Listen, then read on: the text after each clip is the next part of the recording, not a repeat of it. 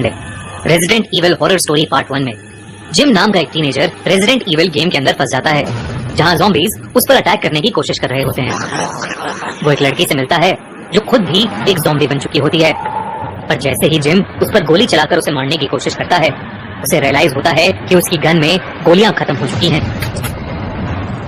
अब आगे की कहानी। गन में से गोली चली ही नहीं, वो गन एकदम खाली थी। जिम उस लड़की को अपने पास आते देख सहम चुका था। उसने धीरे धीरे अपने कदम पीछे लिए कि तभी उस लड़की ने आसमान की तरफ देखकर एक अजीब सी आवाज निकाली और कुछ ही सेकंड्स के बाद जिम के पैरों के नीचे की जमीन कांपने लगी। उसने पीछे मुड़कर देखा तो हजारों की तादाद में ज़ॉम्बीज उसकी तरफ बढ़ रहे थे।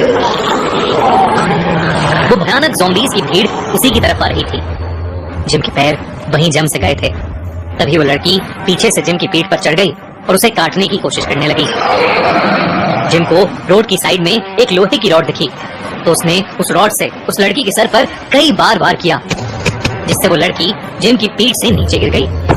जिम वहां से भागने लगा, लेकिन जिम के पीछे पीछे ज़ॉम्बीज की एक सुनामी आ रही थी। उसे कुछ भी करके उस गेम से बाहर निकलना था।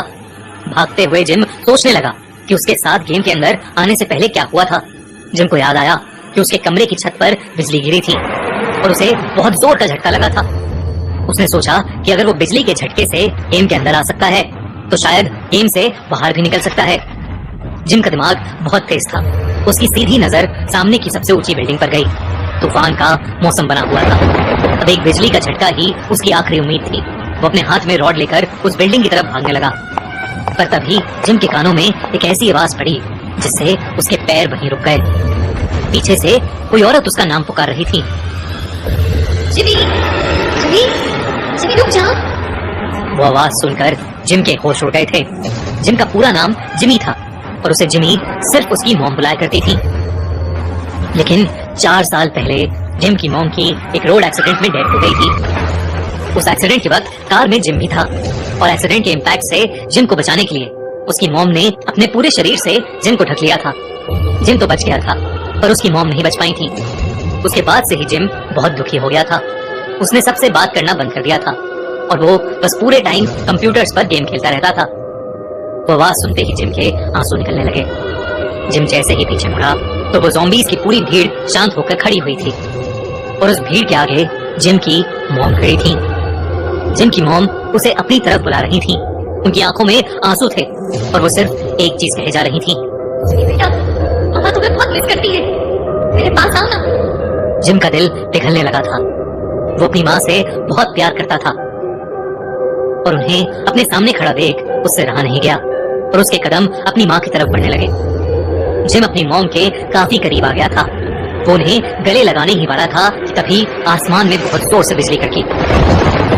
उस तेज आवाज से जिम मानो किसी भ्रम से बाहर आ गया। वो अपनी माँ से दूर हट गया और उसने खुद को याद कराया कि ये सब जो उसके साथ हो रहा था वो सच नहीं था। उसने अपने मन को पक्का किया और मुड़कर वहां से भागने लगा और तभी उसकी मॉम ने उसका हाथ पकड़ लिया। जिम ने पीछे मुड़कर देखा तो उसके हाथ को जिस हाथ में पकड़ा था उस पर नीले निशान थे और उस हाथों की सारी नसें बाहर आ रही थीं, बल्कि उन नसों से नीला खून तक निकल रहा था। धीरे धीरे उस हाथ की पकड़ और मजबूत होने लगी और जिम को अपने हाथ की हड्डियां चटकती हुई महसूस हो रही थी। जिम के हाथ में अब भी लोहे की रॉड थी और उस औरत की शक्ल बिल्कुल उसकी गुजरी हुई माँ जैसी थी। जिम के अंदर उस पर रॉड से हमला करने का दम ही नहीं था। जिम अपने आप को बेबस महसूस कर रहा था, इसलिए जिम ने अपनी आंखें बंद की और अपनी असली माँ को याद करते हुए बिना देखे उस रॉड से उस औरत के मुंह पर वार किया और उस औरत का सर धड़ से अलग हो गया। तभी जिम की नजर उसके ठीक सामने खड़ी ज़ॉम्बीज की भीड़ पर गई। वो सभी ज़ॉम्बीज शांत खड़े हुए थे कि तभी वहां पर किसी ने एक अजीब सी आवाज निकाली। जिम ने अपनी दाईं तरफ देखा तो वो आवाज उस कटे हुए सर से आ रही थी। उस आवाज को सुनते ही पीछे शांत खड़े सभी ज़ॉम्बीज पागल से होकर जिम के पीछे आने लगे। जिम तेजी से वहां से भागा और भागते भागते उस बड़ी बिल्डिंग की छत पर जा पहुंचा। उसने बिल्डिंग से नीचे देखा तो चारों तरफ से ज़ॉम्बीज उस बिल्डिंग पर चढ़ रहे थे। जिम छत के बिल्कुल बीचों बीच था और उस रॉड को हवा में रखकर खड़ा हो गया। तूफान का मौसम था पर बिजली नहीं गिर रही थी।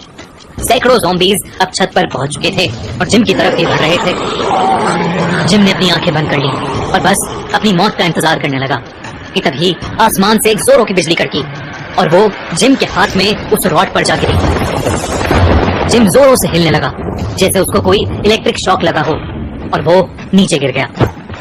जिम बेहोशी की हालत में था। उसे दिख रहा था कि वो ज़ॉम्बीज की भीड़ उसे पास आ रही थी। जिम की आंखें बंद होने लगी। उसे दिखा कि वो छोटी लड़की उसके चेहरे के पास आकर उसे नोचने ही वाली थी और तभी जिम की आंखें बंद हो गईं। कुछ देर बाद जिम की आंखें खुली तो वो अपने कमरे की कुर्सी पर बैठा हुआ था। उसके कंप्यूटर में अब भी वो गेम इंस्टॉल हो रहा था। जिम ने इधर उधर देखा और एक चैन की सांस ली। शायद जिम गेम इंस्टॉल होने के इंतजार में उस कुर्सी पर ही सो गया था।